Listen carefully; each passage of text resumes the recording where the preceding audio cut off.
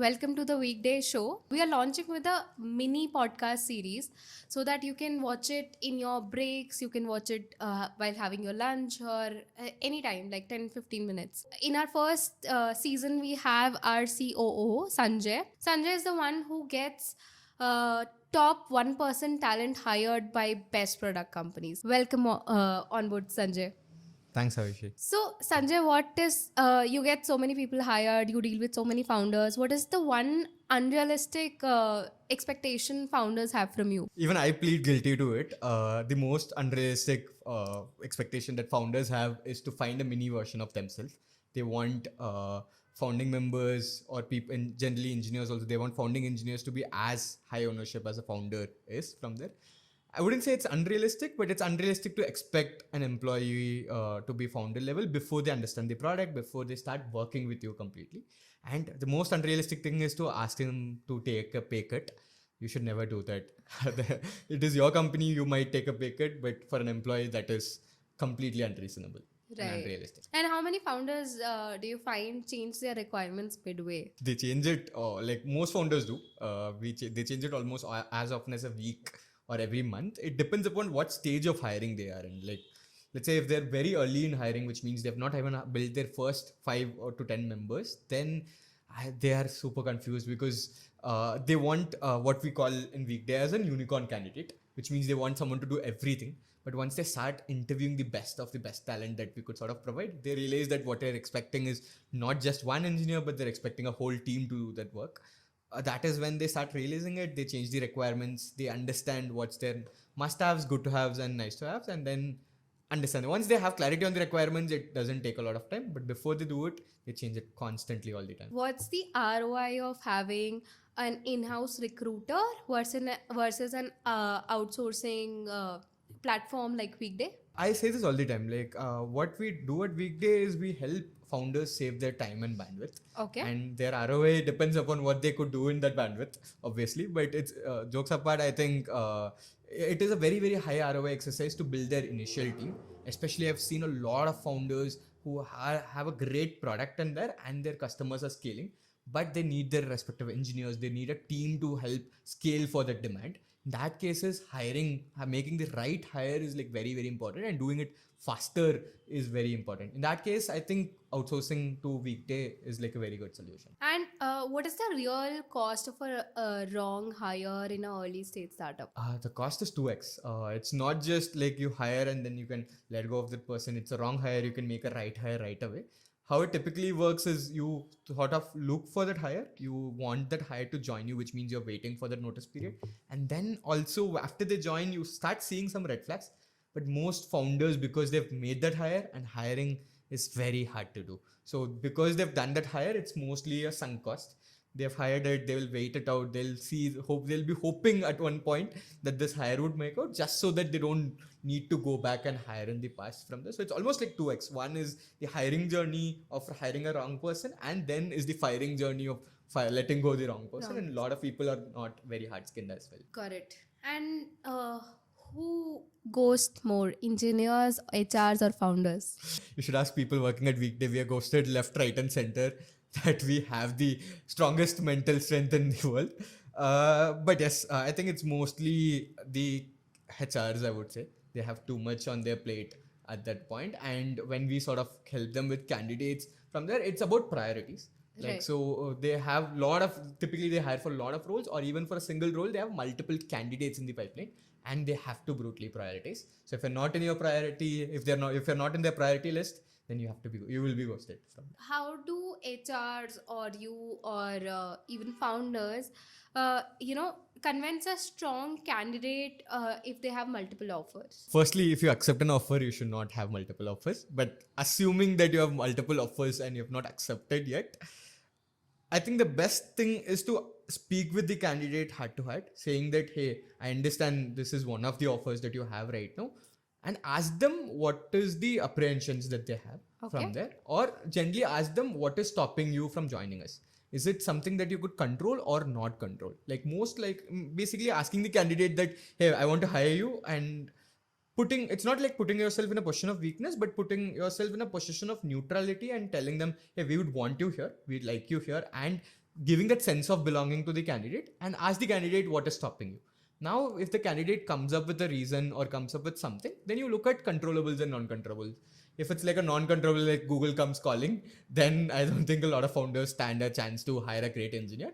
But if it's always a controllable, that some structure, comp structure or something, then you sort of work with it. So you work with the candidate, understand the candidate's mentality completely, and then revise the offer accordingly, and don't play that negotiation game once you like a candidate. And what stage like founders should hire themselves, then what should they stage they should hire outsourcing platform, or and what stage they should start getting some in-house recruiters? Right. I think the first 5 hires or any direct reportees that you're sort of hiring, I think you should do it yourself. You should be involved in recruitment as much as possible from there. But I understand it's not possible a lot. That is when you come to players like Weekday or anyone who has that expertise of helping other companies or building our own company from there for your 5 to 50 employees. Okay. The moment your company is large enough that there's a culture ingrained already, that is when an external party cannot relate to it a lot from there, and you hire like 1-2 recruiters who know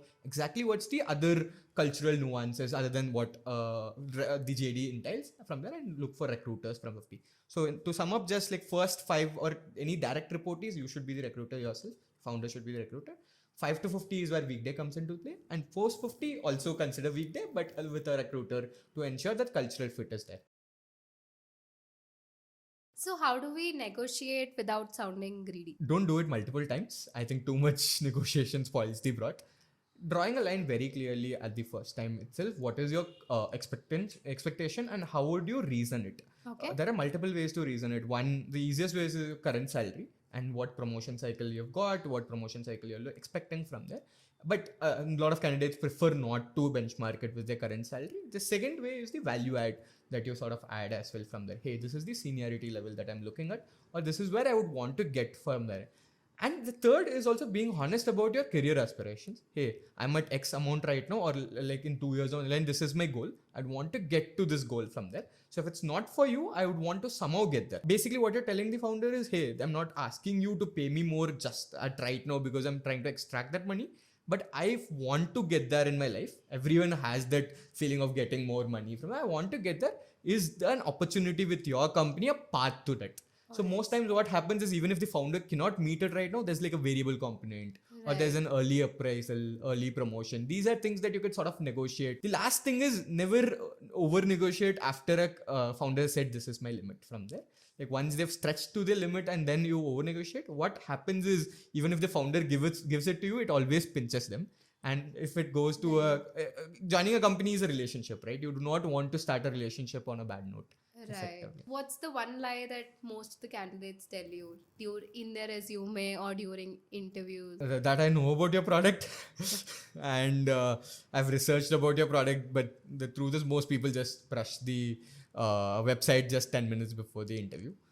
From there, that is the only thing. Like they try to say that because it's a standard practice to be curious about the company, and say it's always better to be honest and say what you know and ask more about the company instead of telling that I know about your product and etc. So what is that one thing in LinkedIn profile you see and you think, oh, this candidate is someone we should shortlist? I think the one thing I would see is probably IIT IIM tag. If they have a great tag, then great pedigree, then we shortlist.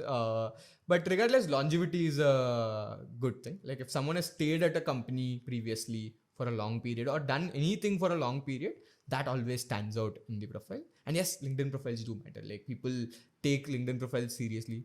There's one instance where a founder rejected a profile because the profile was spot on in terms of experience and requirements, but the profile got rejected because the DP was just a selfie and not professional one. So you mentioned about pedigree, you mentioned about IIT IIM.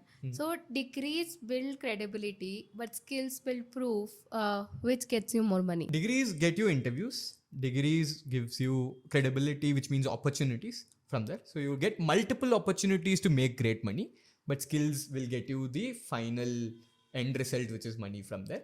But the number of opportunities or number of interviews that you would get would be lesser without a brand or a degree from there.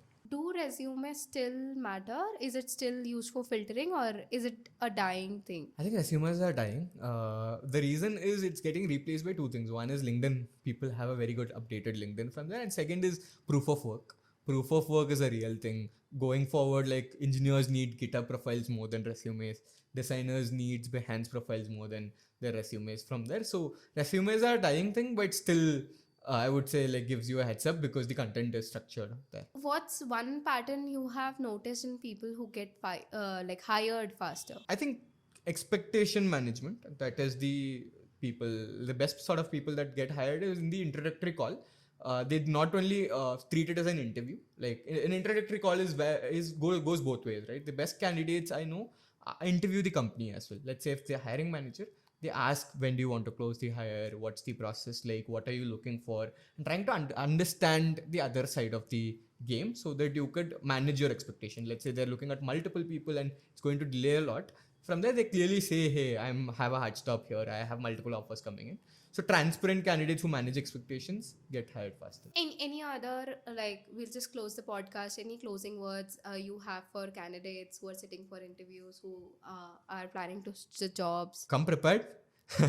And basically know a lot about the company, and it's you're spending your time here and the other party is also investing time and efforts. While as HRs and while as a recruitment company, we are also spending a lot of effort to make sure that conversation happens, right? If not for a date, effort that you would put out for a date, at least put 10% of that effort before coming to an interview in terms of preparation about the other party. And any words for founders? I think experiment a lot, but come to a clarity as soon as possible. That would be the thing. Experiment a lot, like interview a diverse set of candidates. For example, this IIT tag which goes there, right? Like interview a lot of people, like interview tier 2, tier 3 people also from there. See people with ambition, that fire and etc. from there, and make your own mental models. Once you make your mental models, you can delegate it to your HRs or to Weekday to do it, but experiment a lot and come up with a clarity on what exactly you'd want. That would save a lot of our bandwidth and time. Thank you so much, Sanjay, Thanks a for lot. being with us today. Thanks, Avishi. Thanks a lot.